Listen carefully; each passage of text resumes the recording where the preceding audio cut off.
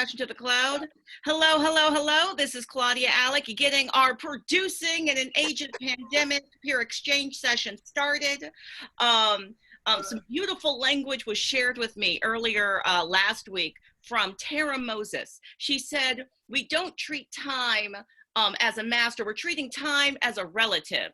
So I'm going to encourage us all in this moment, in this next 90 minutes we have together, we're going to treat time as a relative, not someone we have to obey, but something we are going to have a lot of consent with and conversation with in terms of using our time with respect and using our time well together.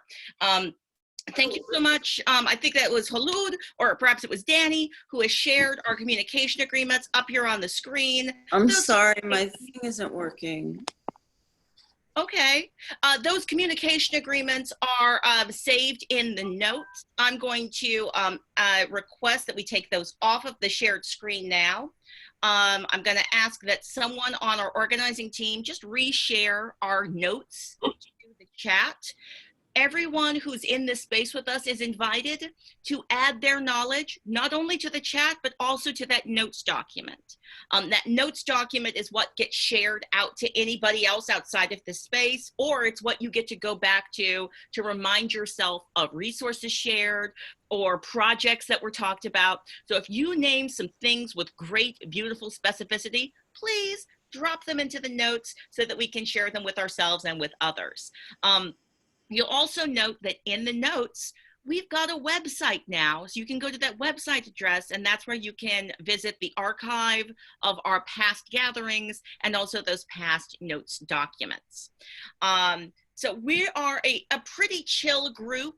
Our agenda is usually the same. The first thing we do is we introduce ourselves to each other. And again, we're trying to have consent with how we're using time and space. So we don't want the entire meeting to be us just doing the introduction. We want to have some time to do some field trips, to look at some specific projects.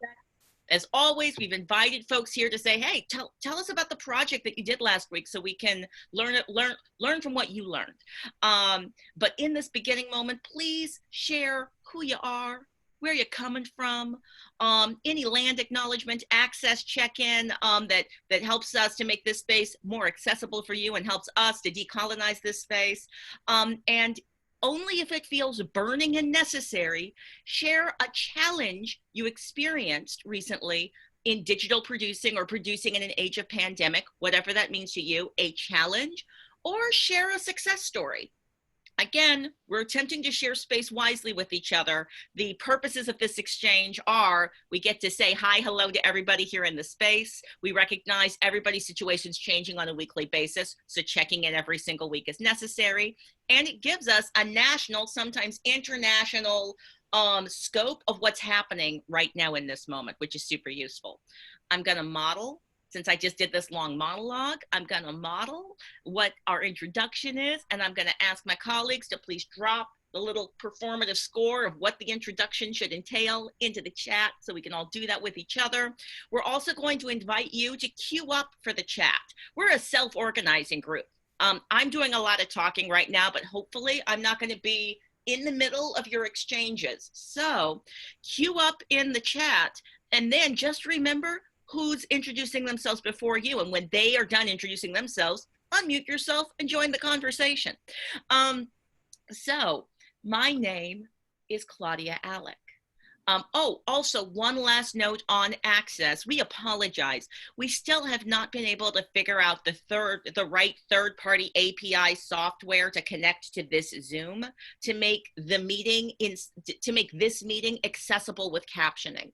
When we republish it to YouTube, we add captions, but inside the meeting we don't have captions, and I apologize for us not having that access level met yet. So introductions. I'm Claudia Alick.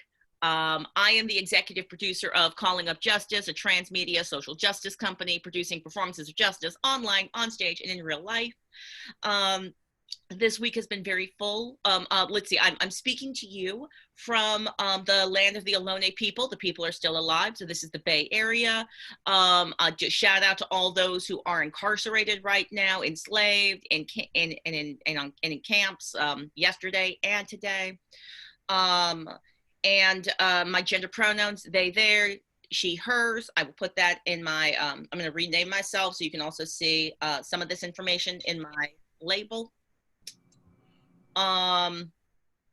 Yes, Sabina, please feel free to repost it. It's like the notes are high up in the chat, but please do them again, post them again.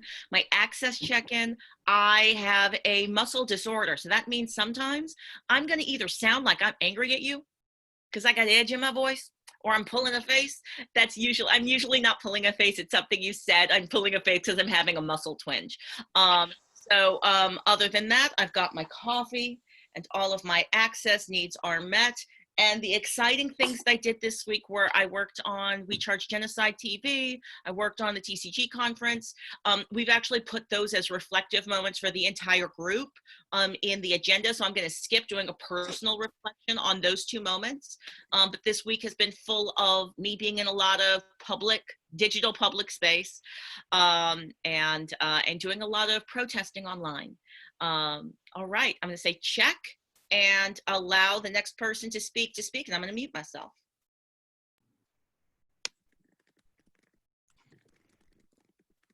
Hi, I'm Kholoud Sawaf.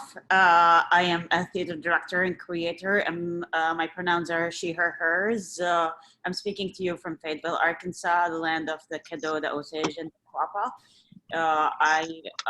I'm part of the producing team of Call Up Justice, and my access needs are met. Check. If we want to also go in the chat and say, I'll go next, I think that might help us arrange that and keep the roll going. Thank you so much. So I'll pass this to Danny since we're still figuring out who's going next. Hi, I'm Danny. I'm here based out in the Bay Area on Ohlone land. What else? My access needs are met.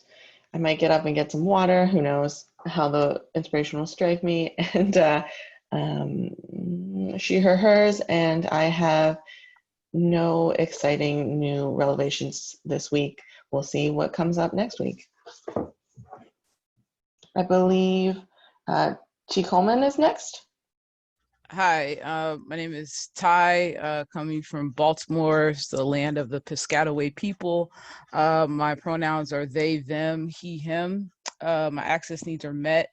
As far as projects, last week I definitely took, my project was getting some naps in, so that was a strong project that helped a lot.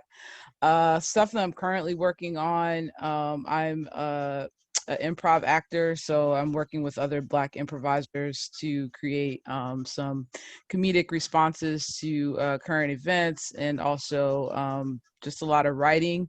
And I'm doing theater production with children, so that's like one of the main reasons I'm here, just trying to figure out how the best way to help them shine. Thank you. Check.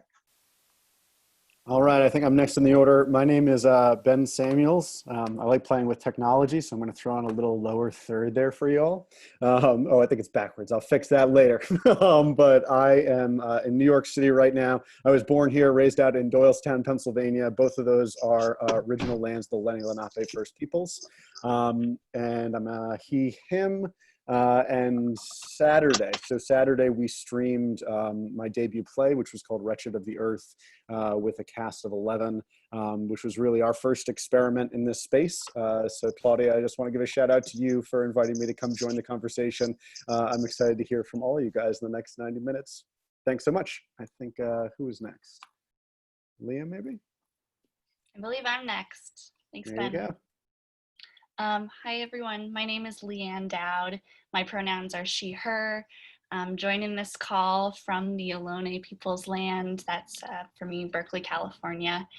This is my first time joining this call, so I'm very, very happy to be here. I was invited by the very lovely Rebecca Ennels from SF Shakes. I myself am on staff at California Shakespeare Theater. I'm the artistic associate over there, and personally I'm a theater director and producer. So like very, very excited to be on this call with y'all. My access needs are met. Check. Hey y'all, I'm Leah. I use they, them pronouns. I'm on Osage land. among others, in Pittsburgh, Pennsylvania. I'm a theater director and maker, and I am a collective member of an organization called Last Call. We do work about queer history, and we did our first kind of streaming event last week during a day of fundraising. It was like a really open variety show, and I was really amazed by the community that was made backstage. It felt like similar to doing that type of a show in person, and so that was a surprise that I wanted to share with y'all. My access needs are met. Thanks. Hi, my name is Miguel Flores. I am he, him, his. I am the production coordinator at MIT in the Theater Arts Department. My access needs are met. We actually have done a couple of live streaming and a couple of projects that have gone on. The last one was on Friday, where we tried a little experiment more of a public participation and doing a Zoom call that way, and some of it worked, some of it didn't. I'm happy to chat about it later.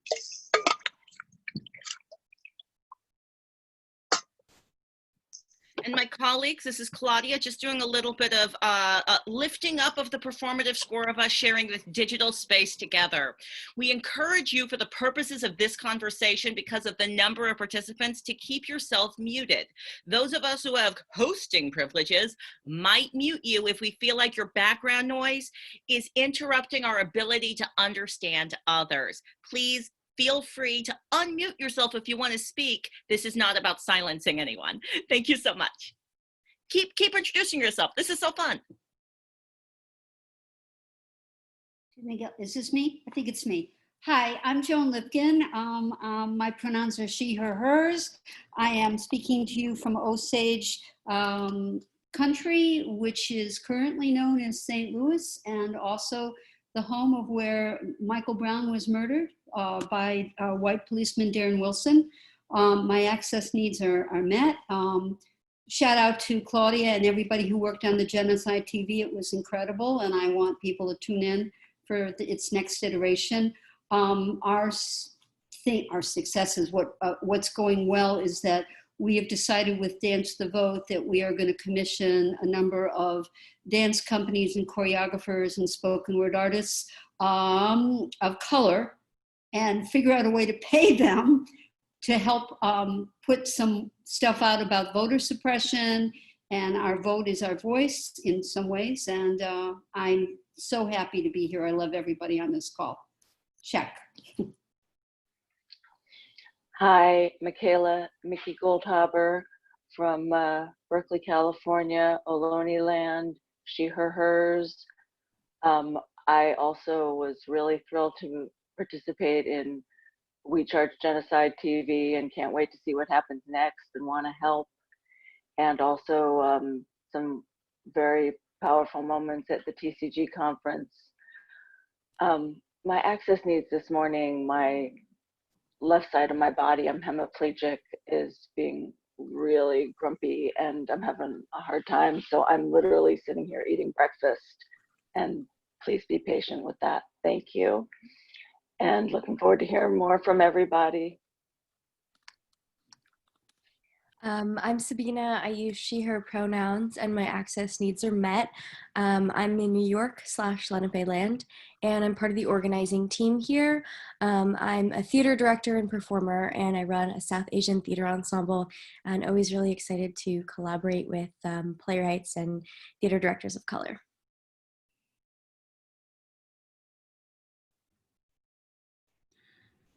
Good afternoon in Mississippi time. This is Peter Friedrich, he, him, his.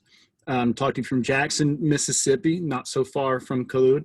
And the easiest acknowledgement I can make is that I attended a protest yesterday here in Jackson, one of our first big ones. And a lot of people didn't attend. They were genuinely scared. There are a lot of rumors and such, but it was gorgeous and just huge acknowledgement to Black Lives Matter of Mississippi. They were incredible. It was supposed to be 300 people. It was 30,000.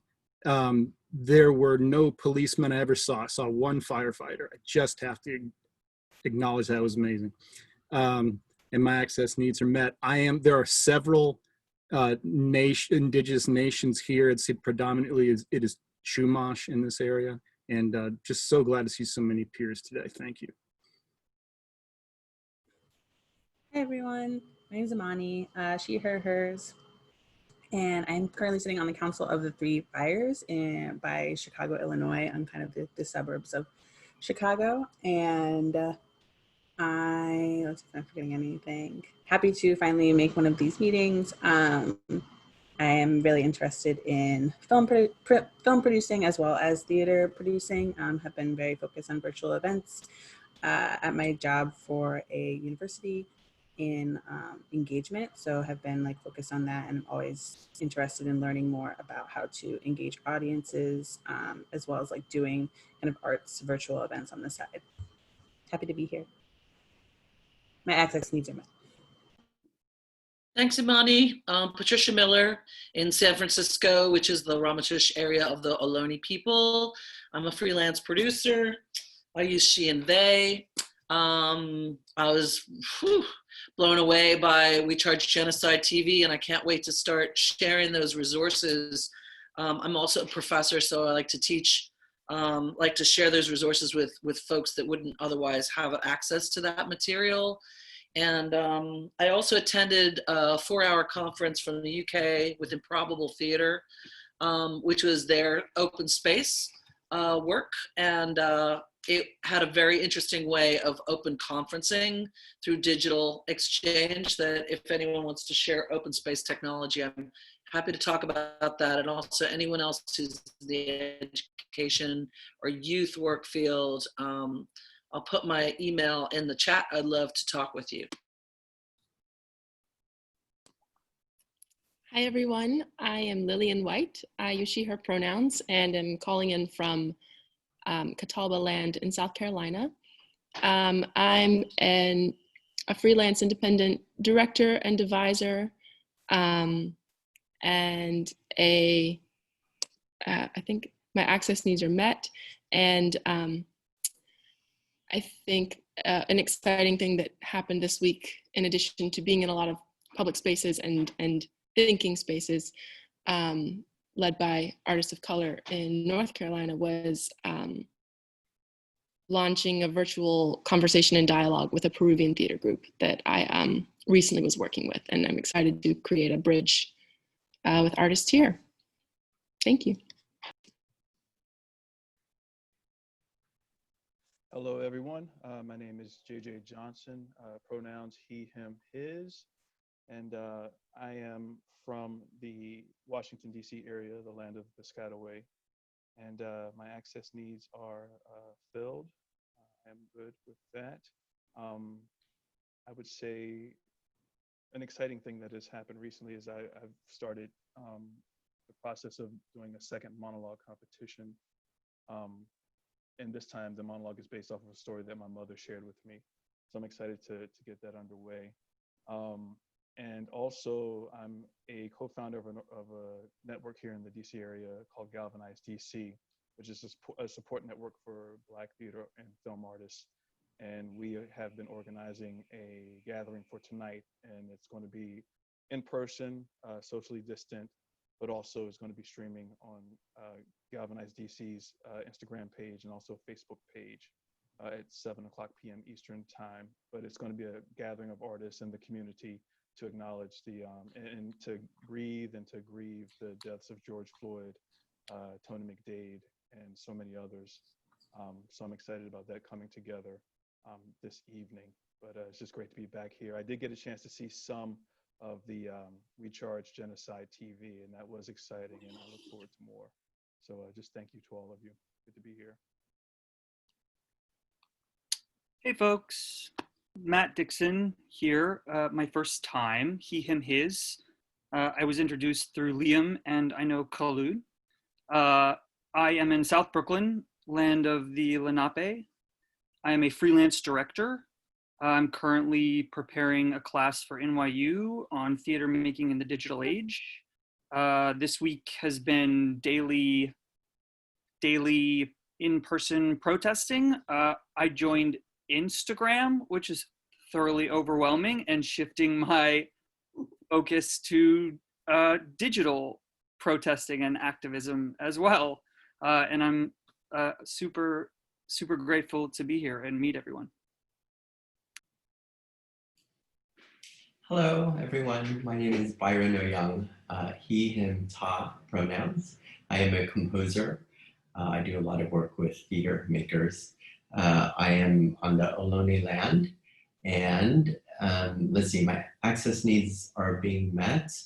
I was so happy after the Opera America celebrated their 50th anniversary, and I stopped going to those sessions because they were so distressing. So TCG was a nice relief. Also, this past weekend was Suru for Solidarity, which, if you don't know, they're closing down detention centers around the country. That's who they are.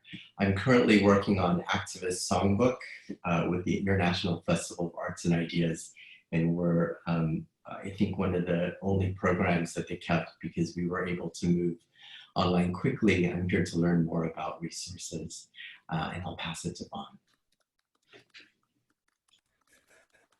Good afternoon, everyone, or good morning, wherever you are. My name is Vaughn Ryan Mitter.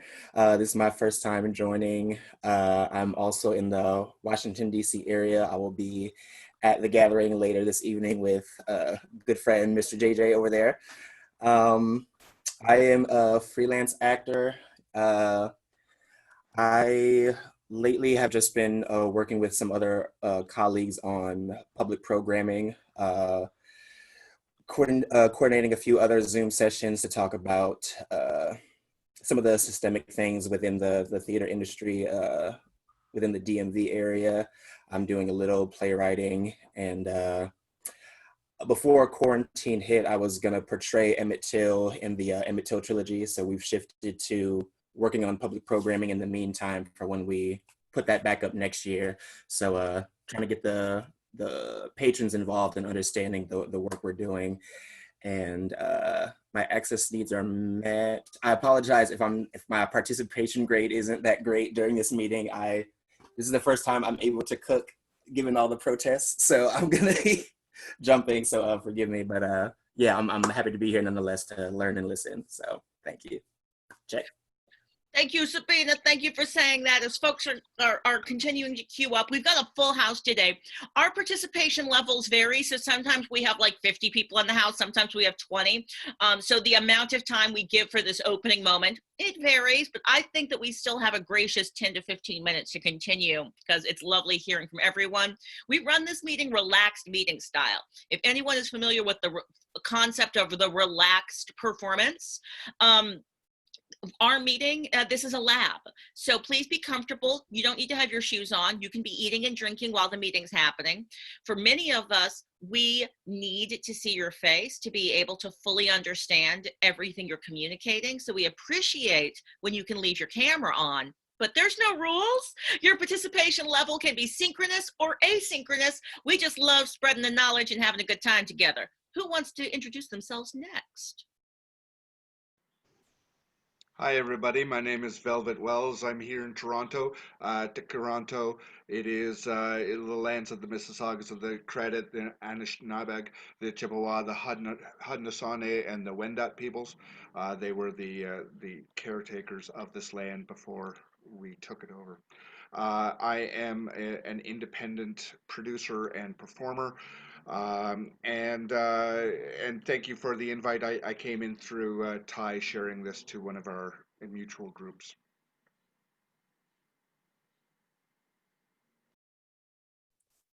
Oh, I think I squeaked in there right before Deborah. Oh, I apologize. Sorry, I'm sorry. My accessibility needs are that I'm hard of hearing, and like Claudia said, it is really valuable for me to be able to see the lips and see your facial reactions because I'm also autistic. So just to have those two things as much as possible, again, to your comfort, but it helps me. Thank you. Thanks, Velvet. Nice to meet all of you who are here for the first time. My name is Ariella Wolf. My pronouns are she, her, hers. I am coming to you from the land of the Coast Miwok people, and I'm affiliated with the Bay Area Women's Theater Festival, and I'm also a freelance director and educator. And my access needs are being met, and some challenges and successes this week were connecting with the Bay Area Women's Theater Festival team of instigators who are our producing group, and thinking about outlining the ways that we can be more accountable within our organization, and also ways that we're taking more of a public stand to call public leaders to be accountable for the ways they can fight systemic racism.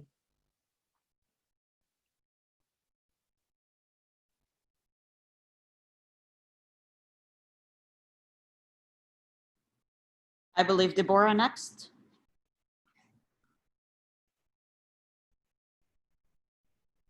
Deborah, do we have you? You have me. I'm sorry that I don't have the visual because I'm driving, and but hey everybody, can you hear me? Yes, yes. Okay, perfect. Hello, digital world colleagues. My name is Deborah Eliezer, she, her, hers. I'm calling in from Ohlone land today, and ancestral land of the Ohlone, otherwise known as, well, I'm in the peninsula right now. And I am the co-artistic director of Fool's Fury Theater in the San Francisco Bay Area. We are currently programming the online digital convening, which will happen in September, called Build From Here. And I feel like this week of TCG conferences and all of the work that we are all doing in anti-racist practice is really affecting this convening day by day. And the restructuring of everything we know in terms of theater, not least of which how to run an organization. So I'm grateful for this community, and that's my check. My access needs are met in that I'm grateful that I'm able to communicate by phone with you here now. Thank you.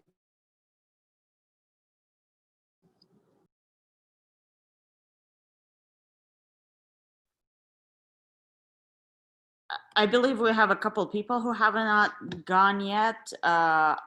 I'm suggesting if Alex wants to go next, possibly, if they're there.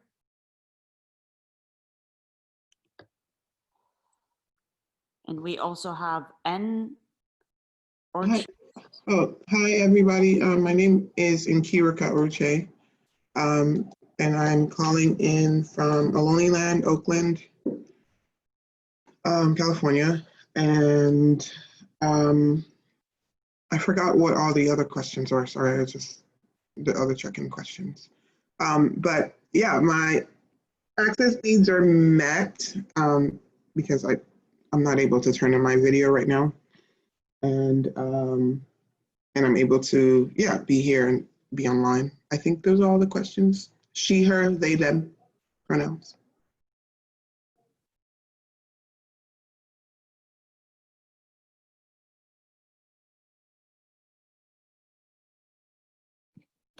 All right, my colleagues in this all together, are we all met? Have we all had a chance to say, hi, hello, this is who I am and this is where I'm coming from? If we felt like that's what we wanted to do. Beautiful. I see hand signals and facial expressions that are indicating that we can continue.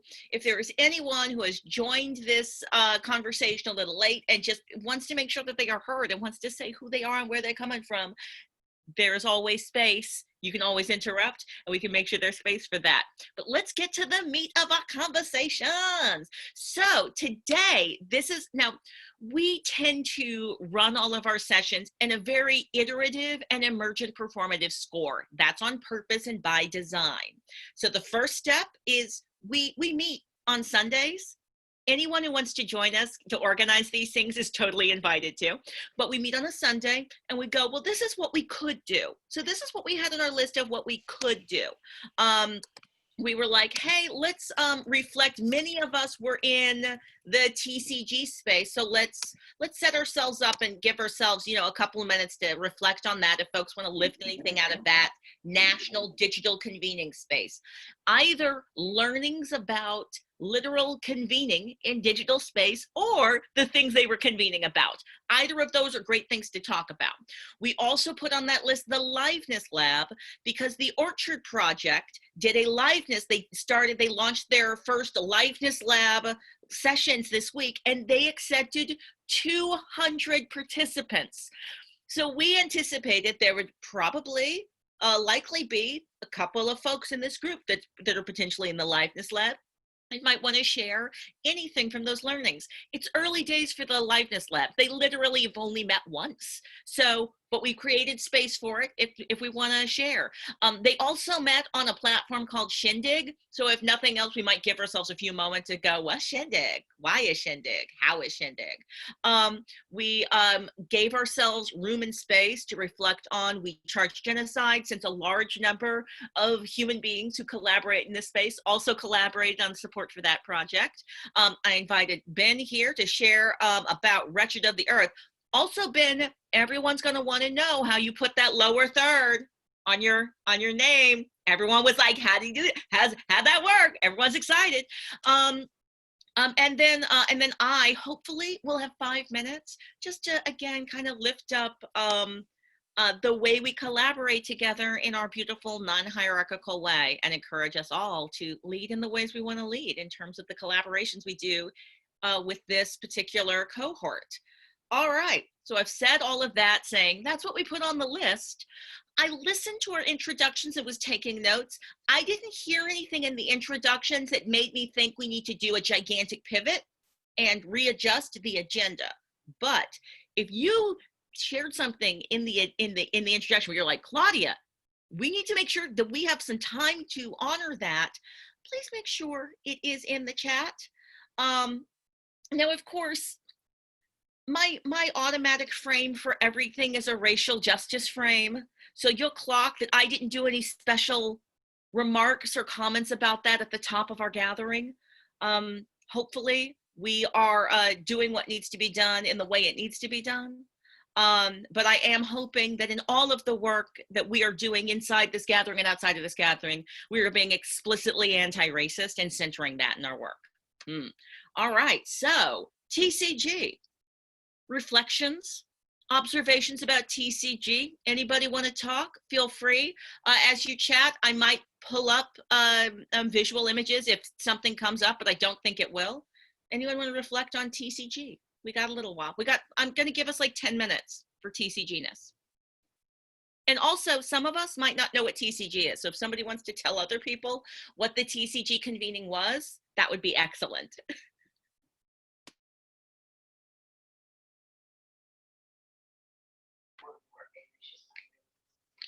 Theater, this is Mickey. TCG is Theater Communications Group. It's a nationwide service organization for primarily regional theaters. Some smaller theaters are also involved. Some individual artists are involved. They publish American Theater Magazine, and they have an annual conference in a city around the country usually. It was going to be in Arizona, I think Phoenix, but they pivoted and made it a virtual conference. And they really did some extraordinary, I thought, responding to the moment. On Tuesday, they canceled all the programming or postponed all the original programming and focused on making the whole day about anti-racist training for white folks, which was was attended by almost 2,000 people via multiple platforms, and I thought was a very interesting and useful conversation and opportunity for reflection. I didn't attend everything. I had to sort of come in when I could, but Claudia's discussion about artists with disabilities was wonderful. Thank you. And I thought they did some real tech geniusing. I mean, I have no idea how they took 1,000 people who were watching on YouTube and managed to put us in 9-person chat rooms on Zoom. I thought that was miraculous. And it was really good to, you know, see other people's names and know you were there with other people in the field. Thinking about the same thing, just being together in this space at such a difficult time. And I'm sure someone else would like to comment.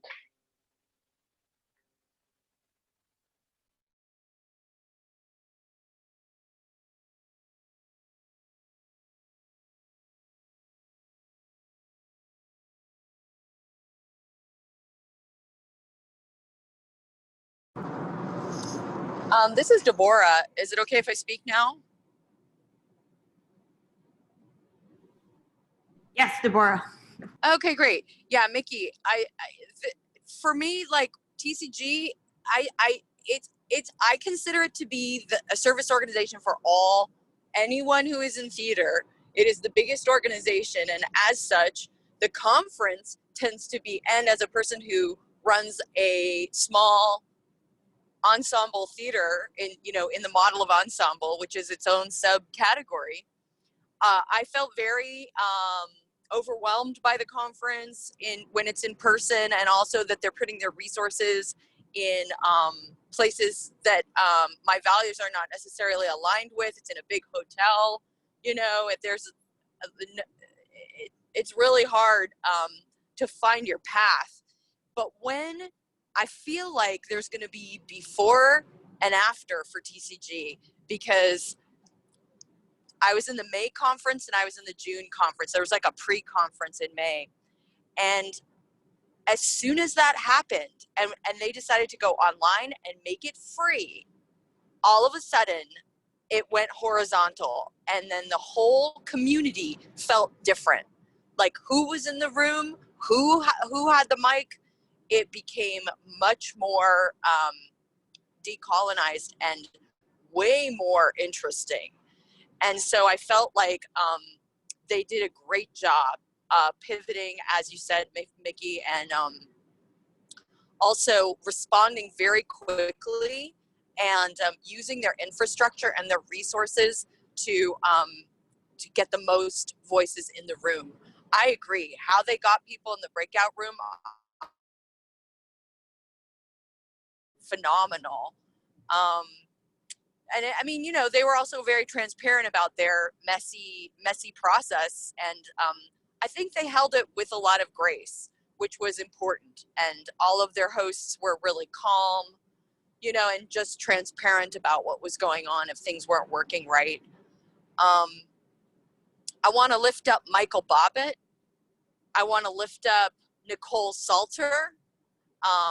I think we can learn a lot from what's happening at New Repertory with Michael Bobbitt. He had a very interesting session on, look, these are like the 10 things your company can do. And we actually went into breakout rooms and talked about how that would apply to our own organizations and what that would look like. So that was about measures,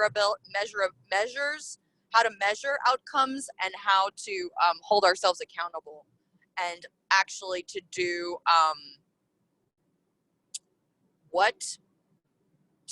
to hold your organization accountable for what it can actually do towards anti-racism and centering Blackness. And so that was very useful to me. And there are countless others.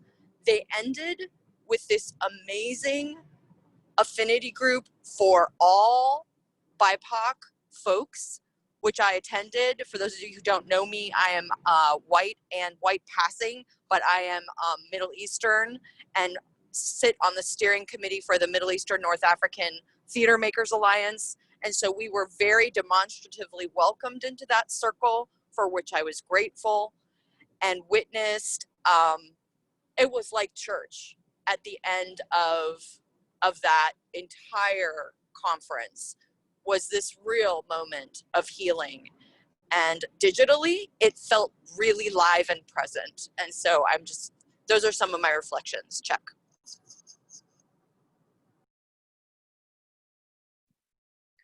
So I've been sharing, thank you so much, Byron, for sharing the link to HowlRound. So there's an archive. I highly recommend you listen to the introductory remarks. Not doing a great job of this. Here we go. The introductory remarks will fill your sails. They certainly filled mine. Jamil Jude, Monique Holt, and Nicole Salter just dropped all the microphones. It was lovely. There's just some really great sessions that were gathered here. This is the Green New Theater session that had a lot of really beautiful language and ideas around just transition and the work that needs to be done. So just highly recommend, if you can, visiting this archive. I also shared, I'm going to stop sharing my screen now. I also shared a little bit of the Mighty Networks. So the way they organized themselves were, you went to the website where you usually would go to be like, where's the conference? And then they were like, go to this microsite that we've created, circle.tcg, but you go there, and then there's all of the, outside of the complications of the already complicated matrix of the TCG website, you go to the Circle site, and it's just the content for their convenience, which is complicated enough because they decided to split themselves into two separate things: a convening and a convergence, which is alliterative and confusing and poetic, but come on. So you go to the Circle microsite, and then after you register, you're allowed to sign into the Mighty Networks site regardless of having registered. You could sign into that site regardless. Now, I have not asked TCG about their design logic. I think that their design logic was, we're going to be as accessible as possible, partially because creating paywalls would become a logistical nightmare for us. So they were like, not only because TCG is awesome, it's like, everyone come and get all the resources, let's all do this together. Yes, they're doing that. But I also think that trying to create a paywall between the user and the Mighty Network would have created a place of deciding not to go. If they had created I think a lot of people decided not to go whenever once you like hit a digital wall a couple of times, oftentimes you're like, you know what, I'll just eat a sandwich instead. I'll just watch this other YouTube video. I don't have to go into Mighty Networks. Did anyone here in this group use the Mighty Networks app? And do you have any reflections on how that worked for you as a user? In terms of connecting to other TCG members, finding out when your session was, any of that.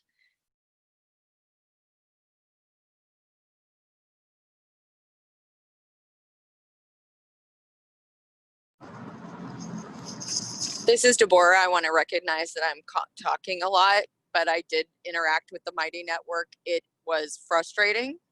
Just getting the right information was really difficult. Also, so then everything changed, all the links changed, and all the content changed. So, but it was useful in that if I needed some information, other people would post messages, and then you'd kind of get to know, oh, there's a YouTube link, oh, there's a thing, before the, the conference itself would actually reply to your email. But they did reply. I felt like they were much more on it in June than they were in May, for obvious reasons. Everybody's learning, but I think that's the issue with a national organization, is just that they have to deal with so many human beings and their needs. Check.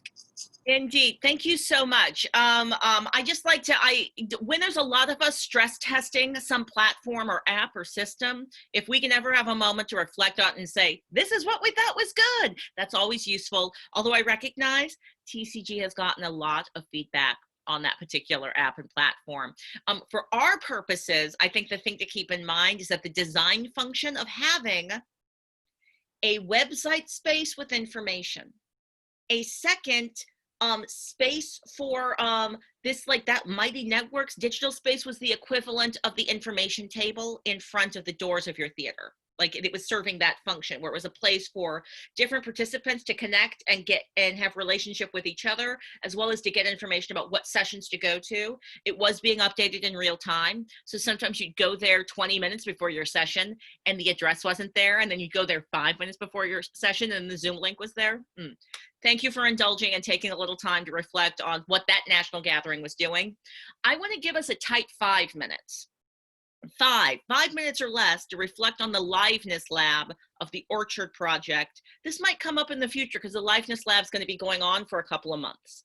But in this initial moment, were there any reflections or observations? And also, are there any participants in the Orchard Project's Liveness Lab in this cohort right now? Go ahead, unmic yourself. Feel free to speak, say anything while you're talking. I'm going to try and show Shindig. I don't know if I'll be able to successfully do it. I'm a participant in the Liveness Lab, but I don't have a ton. I was trying to edit meeting notes from a meeting that I was at earlier that day that felt really pressing. So at the same time as attending the lab, to be honest. So I don't have a lot of information, but I'm excited. Shindig is weird. But I was really interested in the way that it allowed me to see other participants and like had some interactions with participants during the session, because like people who texted me that was like, I'm here too. So it was encouraging this participants, like audience member to audience member interaction that I haven't seen a platform be able to do outside of a text-based, while still highlighting people. So that was interesting. Could you say a little bit more about that? Because it was like a video chat, right? Yeah. So I wish I had like a screenshot of what it looked like. But Shindig has like what they were able to do was have like 4 videos at the top, which were the panelists. Are you seeing the screen? I'm trying to share something to make. Oh, I see it. Yeah. That's what it looks like. So then all the people below are like. So the 4 people at the top were panelists, and on all the people below are other people watching the panel. So you can like click on someone and actually leave this room. I think I didn't do it. Actually, leave this room and go into a video room with another person who's participating. You can also like text chat just people who are participating, and they're kind of moving all the time, which is a little bit distracting. They also like freeze and unfreeze. So people are, caught doing all sorts of different things that they do as they're watching a live stream. But there are some, it was a lot of people. And so it was I spent a lot of time kind of scrolling through that bottom half as I listened to the panelists also talk. I think there's real potential in this platform. I'm excited to experiment with it more. Some people were really frustrated by it. So that's just a like honest thing that happened. Yeah.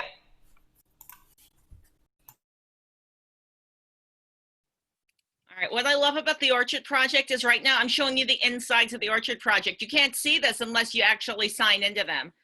So you're getting to see special things. I found the Shindig platform, I found it alienating and disconcerting. I found it difficult. I knew theoretically I was in a room with 200 people and I was friends with a lot of those people. Sometimes they would instant message me, which was great and very exciting, but then I could only instant message communicate with one person at a time or with a limited number of people at a time. What I like about Zoom is that if I want to say something to all of you or go, oh yeah, that thing somebody said, here's a link for further information, I can just immediately send it to all of you. The Shindig platform limited the ability to communicate with the entire group, which I'm now realizing I hated. But it was a really cool group of folks, but everyone who was in that group, they were text messaging me, Facebook messaging me, which tells me that the Shindig instant messaging platform, whatever that function is, it doesn't work because in a group of 200, a bunch of folks were like other places. Please unmute yourself and talk. Go for it.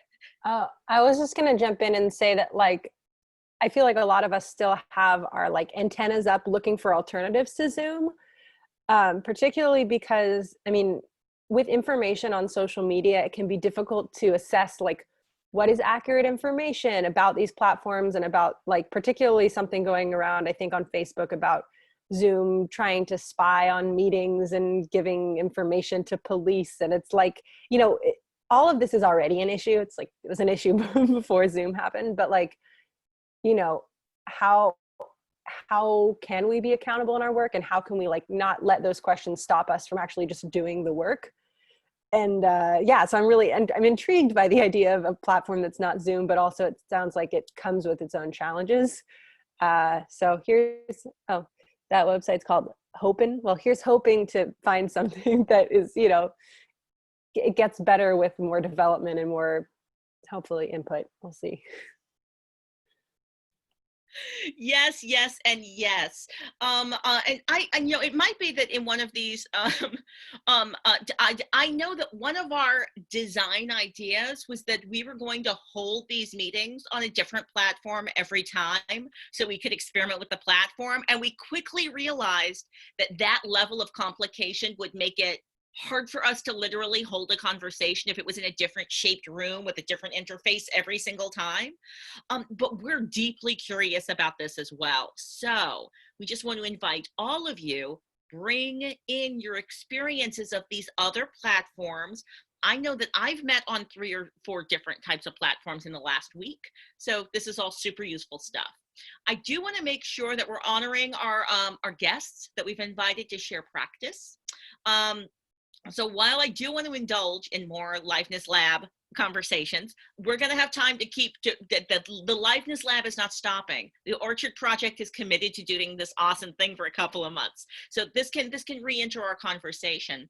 I'd love to take a moment and invite Ben to share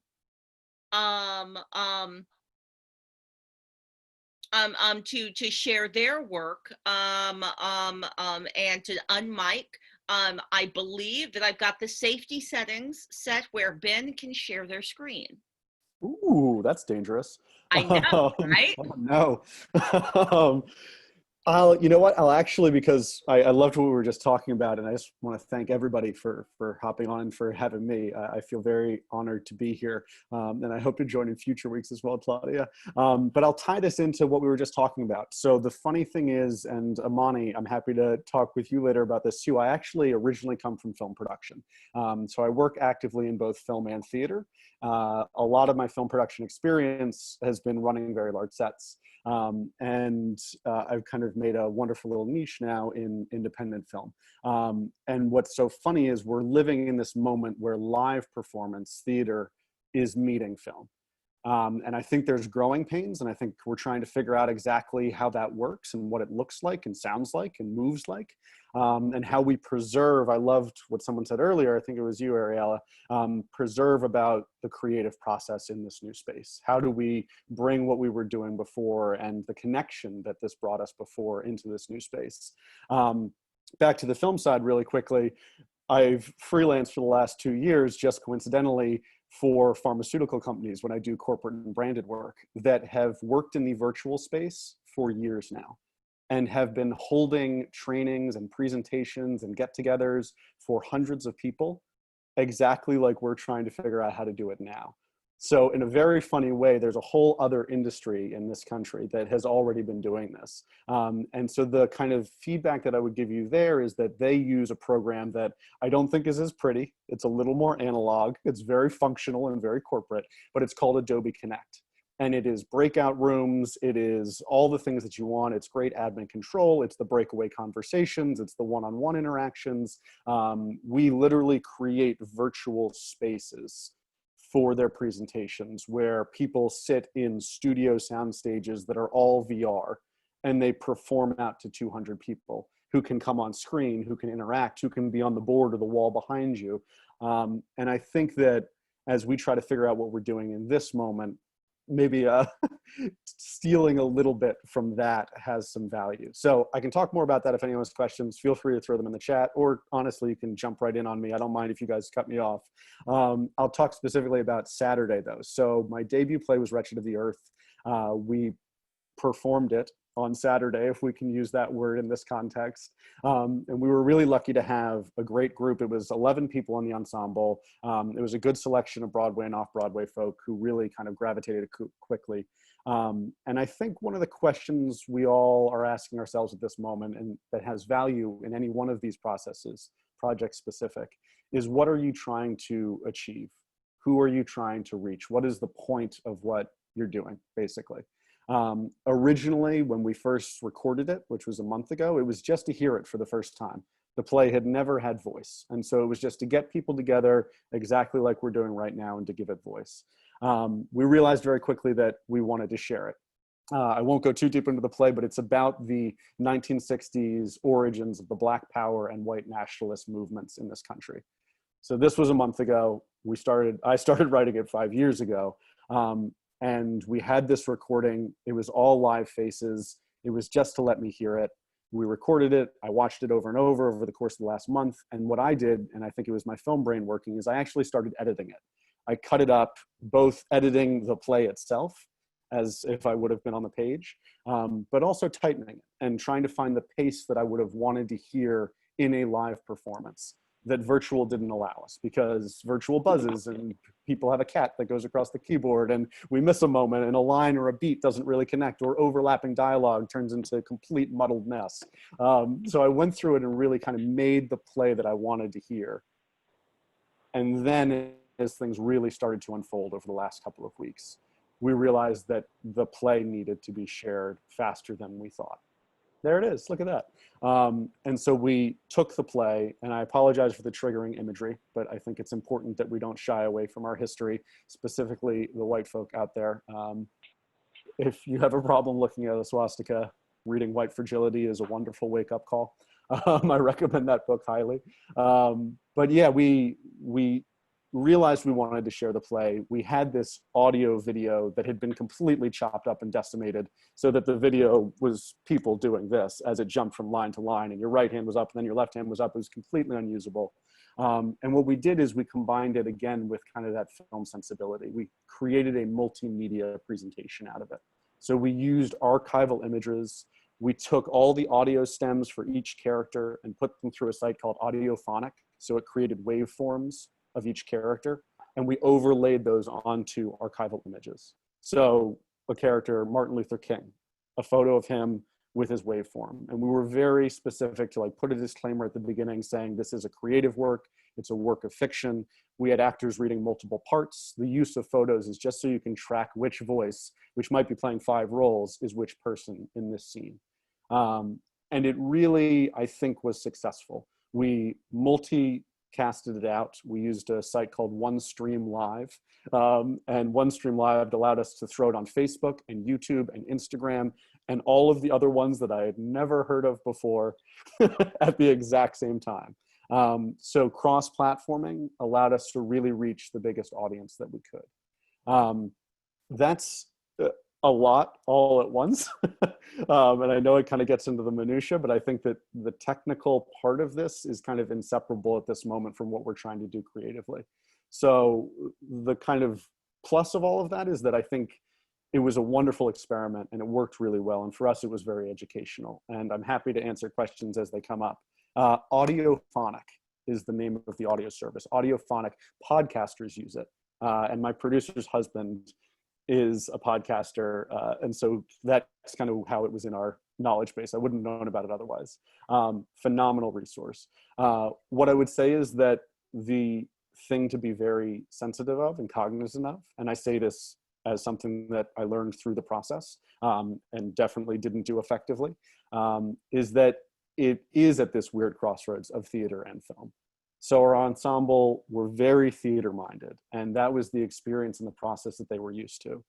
And this just doesn't lend itself to that. So what I would encourage both myself and others to do is, as you put things together and as you perform, to really create almost more space than you're used to creating. And we already create a lot, but create even more space for people to air their concerns or to ask their questions. They're working with something that's unfamiliar. And before you even get into considerations of like unions and stuff like that, it's just more about how people are presented, and how what they give you, that incredible gift that I'm so grateful that they gave us, is used. That's an ongoing conversation for us. And I'm sure that if you guys kind of venture this direction, it will be an ongoing conversation for you guys as well. And forgive me for interrupting, but No, please. very, very good point that digital collaborations require more budgeting of time for that healthy collaboration to take place. You need Yes. more time because you've spent your entire career creating efficiencies of communication around physical collaboration. And those mistakes, those slowness, those weirdnesses that you experienced when you were in high school, figuring it out, we're kind of doing that again right now, some of us. Ben, before we pivot away from learning from your project, do you have any video, or I'm realizing you shared your, or the way I experienced or accessed your work was through a link that was temporal. So that link no longer gives me access to content. Do you have anything you can share with us so that we can have maybe just a visual image to know, oh, I this do. Yeah, let is what it me. looked like or felt like? While you're queuing that up, I wanted to give a moment for Miguel to tell us a little bit about Hopin. And then and also if Byron wants to tell us if Byron has experience with Ophonic, please feel free to share. And then we're going to pivot to We Charge. So Miguel, Hopin 2?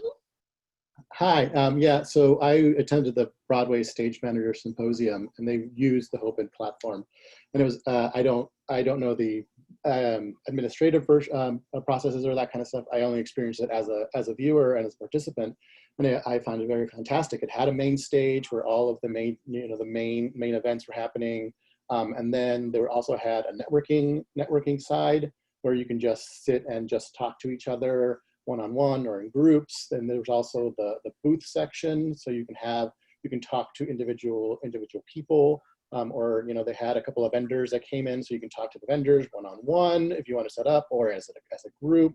You had a couple of other people, just resources that you could have multiple discussions, and then you could also, there was also another space where you could, after the people on the main stage talked, they had a couple of sessions, I think that's what's called sessions, where you can collaborate as affinity groups, and just talk and experience just another chance of networking. And then even just the people who just spoke, they had their own individual rooms, so you can talk to them and that kind of stuff. I felt it was fantastic. I think it was really good. Again, I don't know the backside and how much administrative work went into it, but I felt it was a very good platform that people should check out. Very cool. Very cool. Thank you so much for sharing that. I really appreciate it. I now feel like I'm going to have to throw my own like mini meeting on that platform so I can experience it, because that sounded like it's got some cool bells and whistles. I also am aware that a lot of these platforms cost money. So the Adobe platform, I'll be honest, y'all, the Adobe platform is the one that has some of the nicest stuff on it. There's a reason why I decided to invest in a Zoom platform 2 years ago. I couldn't afford the Adobe platform. But we're naming some great stuff, but also just keep in mind, some of these are going to be choices you're making about usability, accessibility for other users, and some of them are going to be about price point. We understand. Was there anyone that wanted to mention anything about the I see Ben, I see what you're doing, Ben. Did anyone want to say anything about Ophonics before we go back to Ben and experience an actual clip, and also have Ben talk about how he's making magical things show up on his screen? Ophonics, anyone? All right, Ben, the microphone is yours again. Cool. So I'm going to screen share. Because I'm not a host, I don't think that it's going to push audio through to you guys, but you'll obviously be able to see the video play. And so I'll just kind of talk over top of it. So this should share the video. You guys all see that? Yes, thumbs I up. feel like the Okay. audio should play as well, though. Yeah, it might come through a little crackly. It just depends Yeah. on my internet and pushing 2 video channels at once. So yeah, we obviously gave our little disclaimer at the beginning. We had this nice little intro that Amy Madigan did for us, and then I'm just going to let it play, and we'll see what happens. We'll just give it a little bit.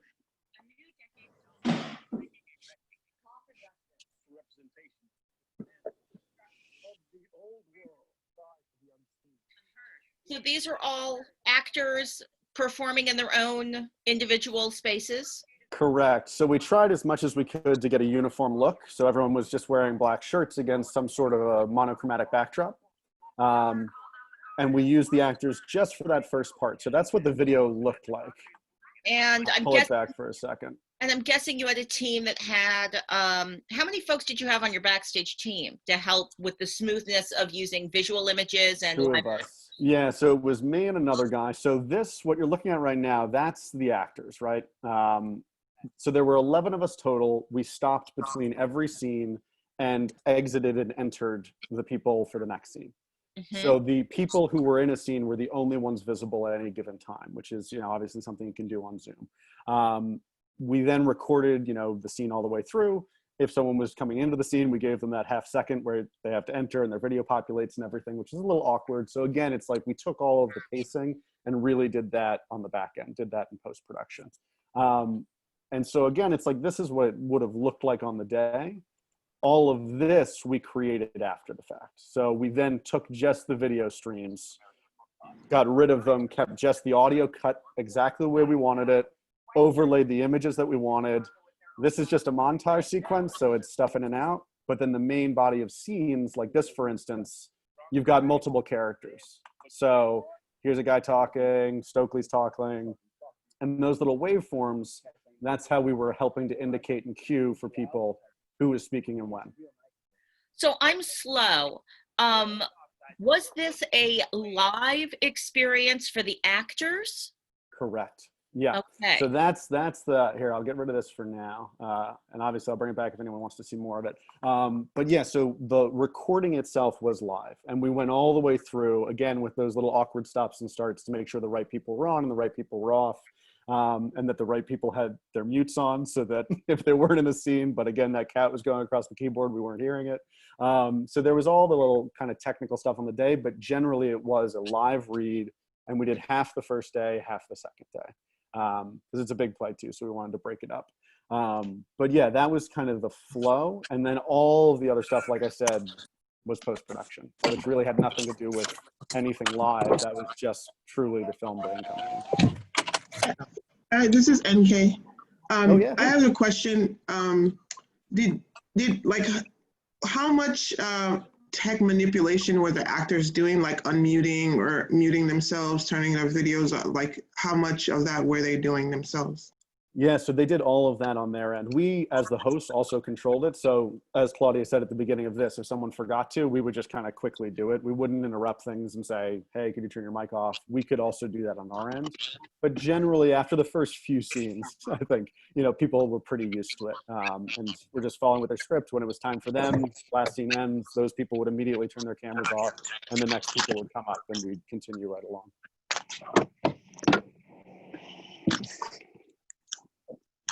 Transparent facilitation moment. I want you all to know that I've been doing a little tricksy math on my end, trying to make sure we have enough time to have fulsome conversations about everything.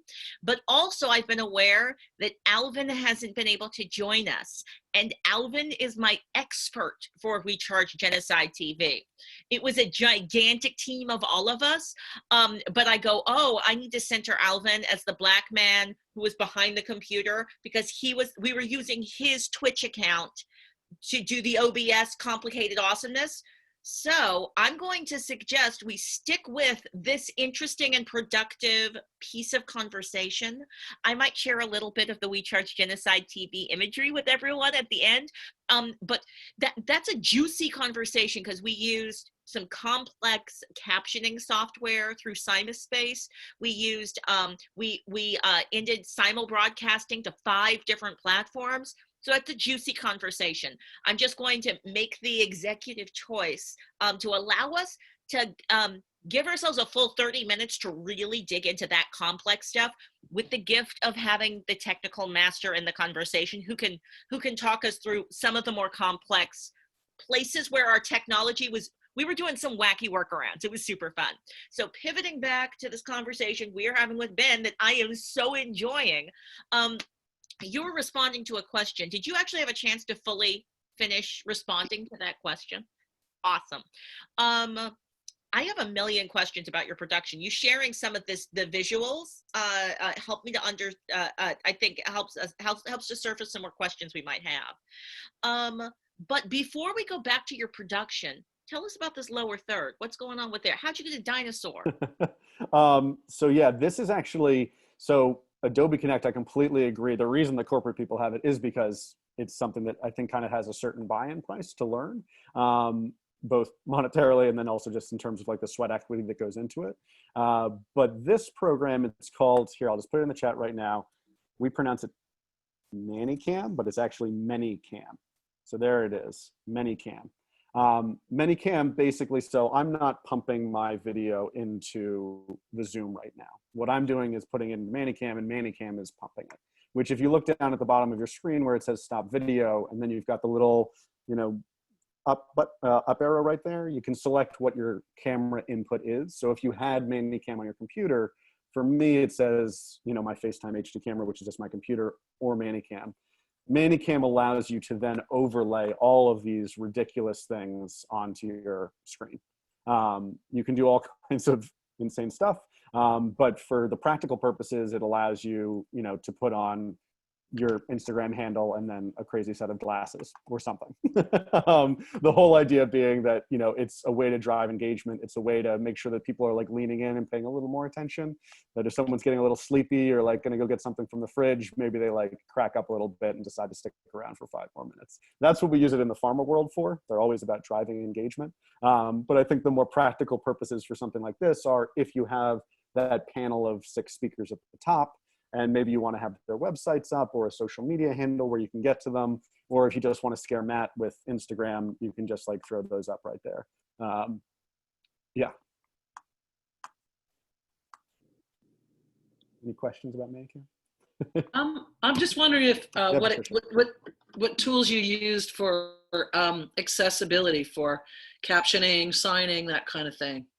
Yeah, so the guilty confession of this is that while the waveforms obviously help cue to who's talking, we didn't have the time allowance. And this goes to Claudia's point, and I think is a very good one, is making sure that you've got ample time if you're going to venture into this space and set deadlines for yourself. If you have an open-ended deadline and you're just going to share it whenever it's 100% ready, then you're golden. And then you'll just do it when it's time. We impulsively decided on Monday of last week that the play needed to be shared. We had lived with it for a long time at that point. I had been revising it for a long time at that point, and I'd been writing it for years before that. But we felt like we had something that was worth saying in that moment, and that we wanted to put it out there and share the work that our ensemble had done. We were working on the visual component, the waveforms and the photos, until 3 hours before the stream. It came down to the wire because it was an unbelievable amount of work.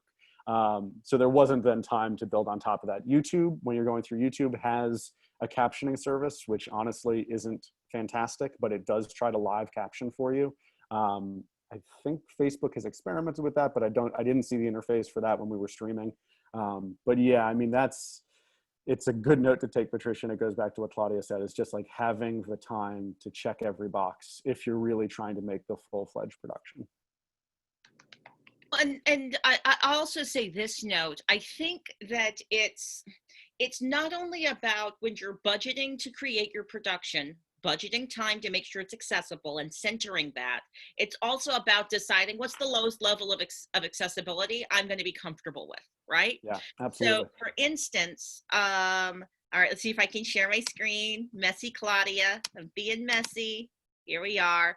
I was pulling up, someone asked about some links. So I was pulling up links for us. Let's see if I've got this. No, not, this is Northwest Art Streaming Hub. Yay them. But here we go. We charge genocide.tv. So for our production, boop, going down, there we go. So as a result of the consistent Can I just make this muted and then make it big? Go big. Go big screen. Can I make it go big? Maybe I can't. Maybe I have to do this. Good times. All right, there we go. That's a little bit bigger. So in our production, we didn't have any money, and we knew we were doing something emergent, and so we didn't know, we did not know who was going to be in the show necessarily until the show was happening. So we knew the lowest level of accessibility we could do would be in real-time captioning, because there's software that can do that. The captioning software is different for every platform, however. We prioritized being accessible inside our art development space. So there were several levels of audiencing. There was the audiencing inside the Zoom with we had deaf dancers, deaf performers.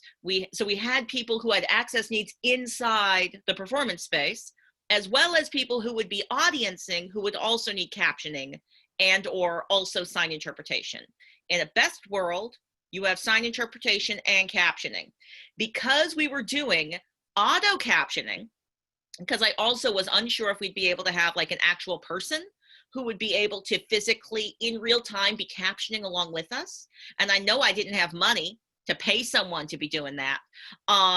We just ended up getting this really great system through SimaSpace. I'm pretty sure that we used the SimaSpace org's labor they had done, and this was all through Northwest Art Streaming Hub that helped us create this kind of matrix of accessibility for us.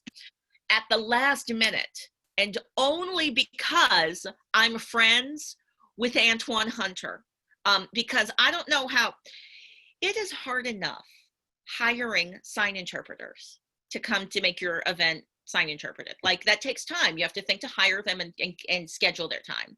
But then you want to make sure that they are people of color, because you can't have white people sign interpreting a black person in a racial justice event. It's awkward.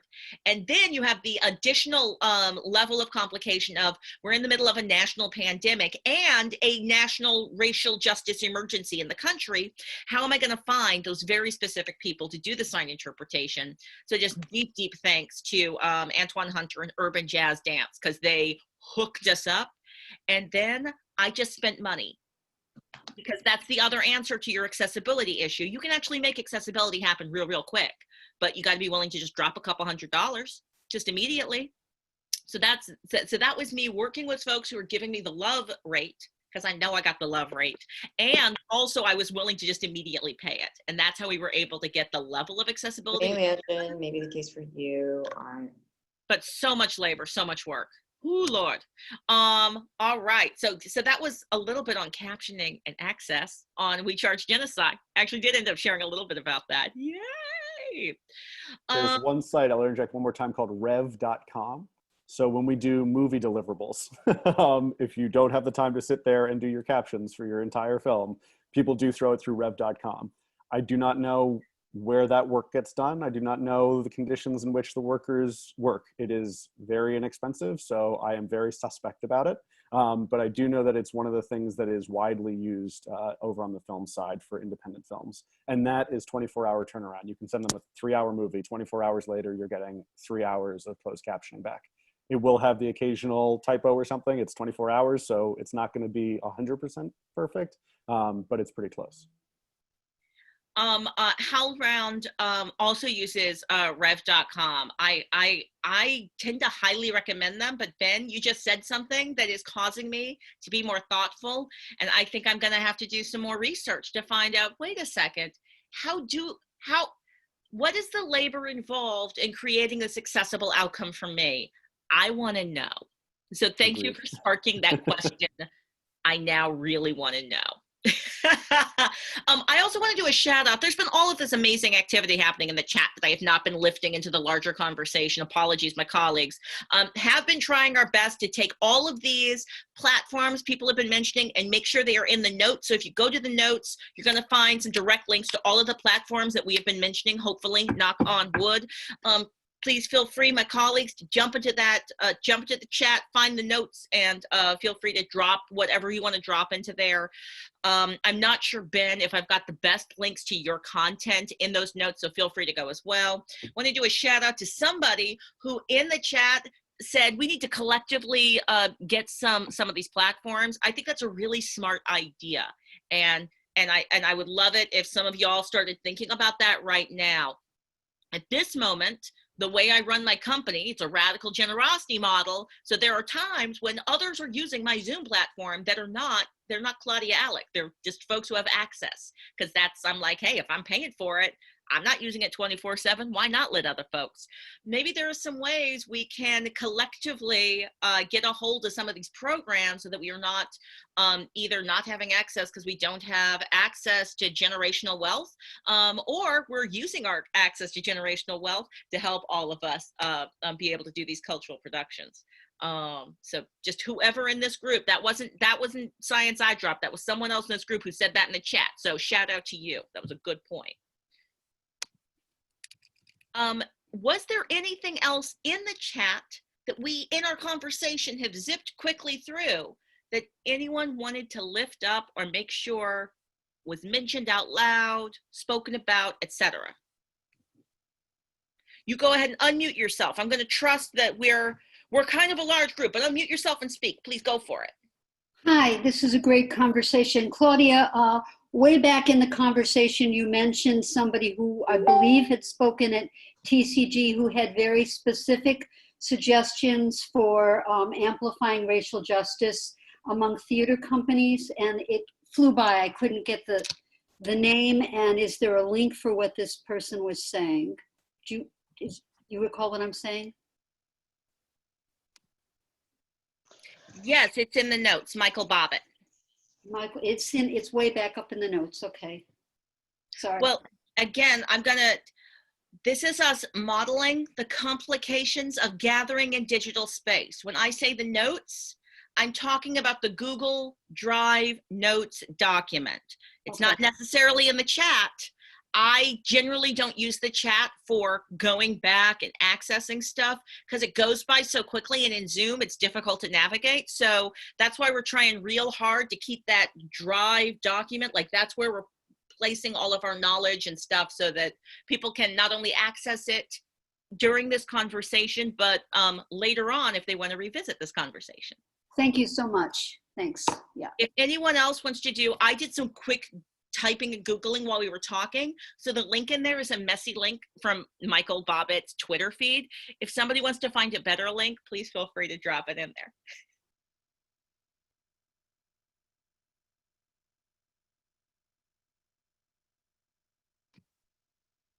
Velvet, do you want to voice that question? It's a great question.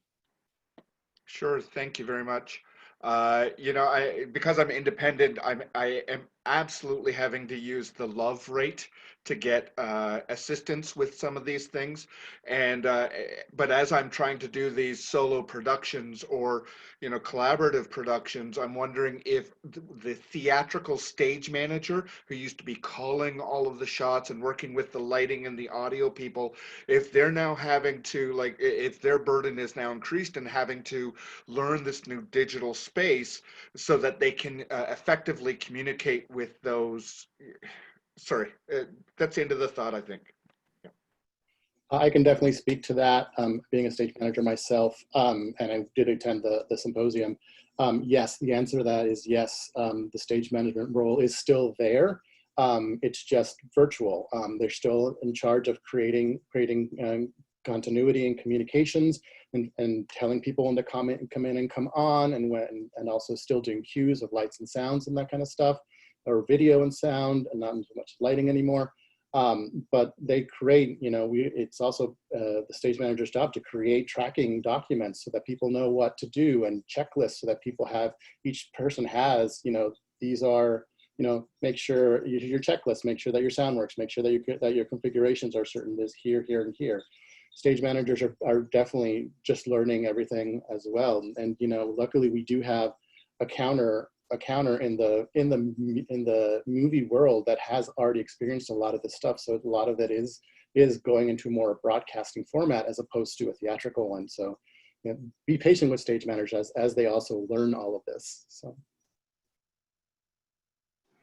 I mean, yeah, I would agree with that as well. Just also clocking, you know, if you are doing things through Zoom and you are looking at the positioning of your individuals, like had Ben said that he did it in post, and there is also a way to do it live. So as you log on and you turn your video on, your order in your Zoom is classified by whose video comes on first. And if you're doing a live video presentation where the audience is interacting with you in a Zoom like webinar format, you as the stage manager to some degree must also understand that and know how to manipulate that in like so that you're not doing it in post, that everything is happening live. So that's just something as well to keep in mind. It's a whole different ball game, but also very similar in like what the responsibilities are.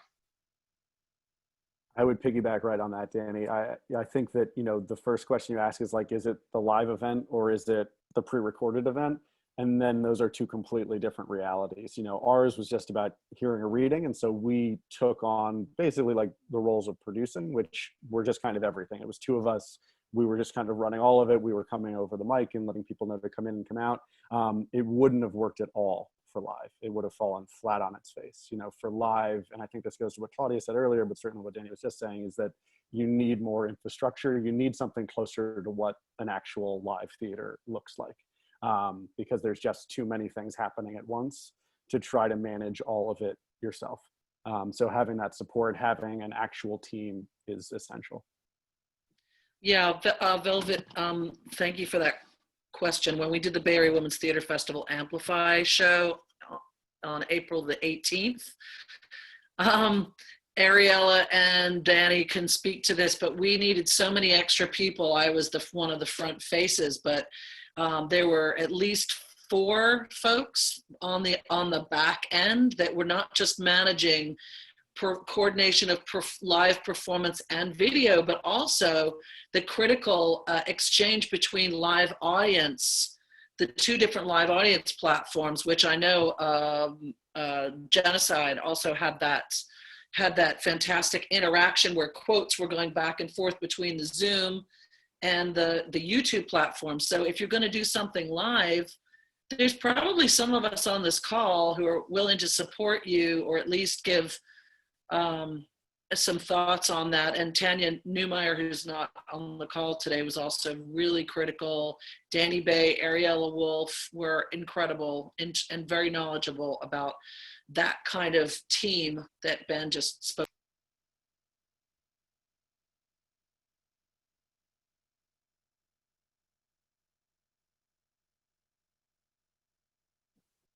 You're muted, Patricia. I think this is Patricia saying I muted myself, but that was probably the end of my sentence. I feel like that's what I just absorbed through facial expressions. I love it, I love it, I love it. Miguel, the making of Mad Forest, technology design, rehearsal, performance, Zoom webinar. Drop some information in the chat. We're going to make sure that is also in the link. We're going to also make sure that that is shared on the Facebook group. This is, of course, an anti-capitalist cohort of people working non-hierarchically. What we're doing is a little revolutionary because we're sharing our knowledge and we're not doing it through institution. We're not creating any kind of thresholds that you have to cross in order to gain access to this knowledge and this information so that you can be producing culture online and in real life. I love that we are doing this together. We, of course, are doing this without resource. So many hands make light work, so we appreciate all who are willing to invest a little bit of time in helping us to organize. Gigantic shout out to Sabina for the beautiful website. We love our website so much. Yes, yes, yes. Come on, give it up, give it up, give it up. Big also shout out to our new Instagram campaign that we just launched this weekend, where we made a post. We would like to empower all of you to invite people to join us in this space. One of the things that I know I personally want to manifest in the world is Black, Indigenous, and people of color digital producers dominating the field in the future. So I want to make sure, I just want to make sure that 20 years from now, I'm not in a room as an old lady having a conversation and folks are like, well, you know what we need to do? We can solve this racism problem by educating people. Nope, this is the time. I'm giving my knowledge away for free. We're exchanging our knowledge for free in this space. Maybe we can get some more folks in here and stay free. I want to stay free. So I'm hoping you will all feel empowered to invite people to join us in this space. Like I said, super transparently, we are a cohort of people organizing because we just felt like doing it. No one told us to do this, and we just kept on doing it because it seems to be fun for us.